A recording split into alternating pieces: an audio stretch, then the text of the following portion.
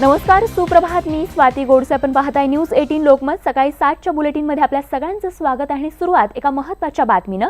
नोटबंदीची चौकशी झाल्यानंतर तो देशातील स्वातंत्र्यानंतरचा सर्वात मोठा घोटाळा ठरेल असा गंभीर आरोप मनसे अध्यक्ष राज ठाकरेंनी केलाय आणि विरोधक असलेल्या मोदी शहांभोवती ईडीच्या चौकशीचा फास फिरेल असा आरोप देखील त्यांनी यावेळी केलाय.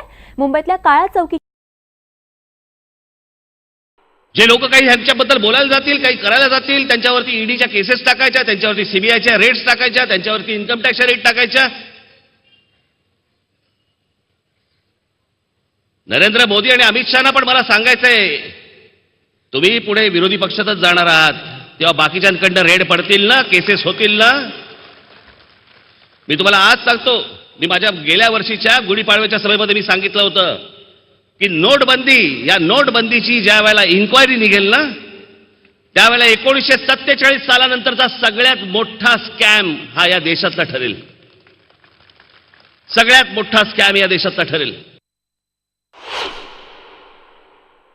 मी भारतीय जनता पक्षाला मत देऊ नका सांगतोय, कारण त्यांना मत देणं म्हणजे या दोघांना मत देणं.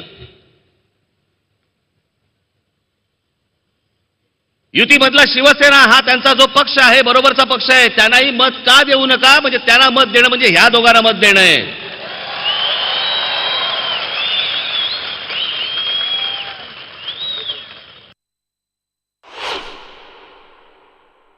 मोदी फॉर न्यू इंडिया, गरीबों को एक बेहतर जीवन देना मोदी जी के लिए एक नारा नहीं अभिमान है. कांग्रेस सिर्फ गरीबी हटाओ का नारा दे सकती है, कुछ कर नहीं सकती. पिछले 3 साल में 7.5 करोड़ लोग गरीबी से बाहर आए. फोटो बघताय, बाजूला एका फॅमिलीचा फोटो बघताय.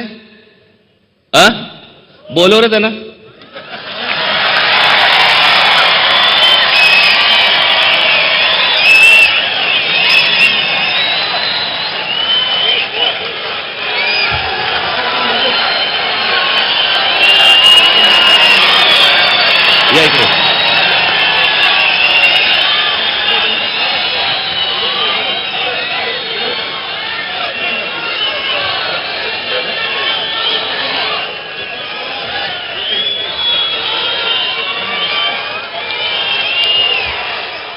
यांचा स्वतःचा घरातला, त्यांचा फॅमिलीचा फोटो जो त्यांनी फेसबुकवरती का कुठेतरी त्यांचा टाकला, तो उचलला आणि त्याच्यावरती मोदींचा फोटो छापून बाहेर स्प्रेड करतायत. त्यांच्या लावारिस कार्ट्याला लाजही वाटत नाही. आपण कोणाचे फोटो उचलतोय, कोणाच्या जाहिराती करतोय, काय करतोय, काही माहिती नाही.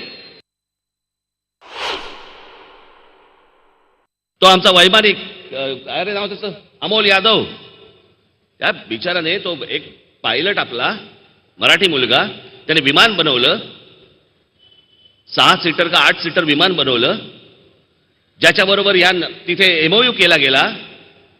मुख्यमंत्र्यांनी सांगितलं की तुला 185 एकर आम्ही पालघरला जमीन देतो, 35,000 कोटी रुपयांचा आम्ही तुझ्या या व्यवसायामध्ये सगळे टाकतो.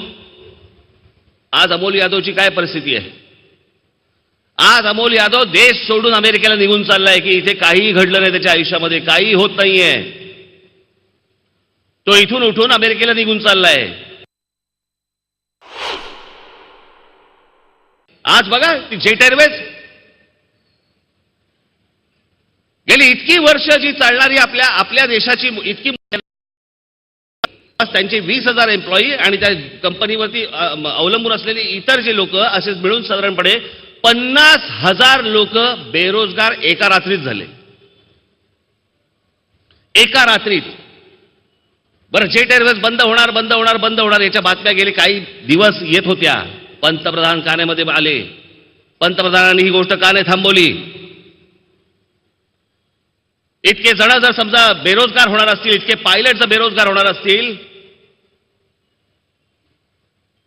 पंतप्रधान याच्यामध्ये का नाही पडले? आमचे अर्थमंत्री का नाही पडले? इतर लोक का नाही पडले? का ती बंद होऊ दिली? कोणाच्या घशात घालायची आहे?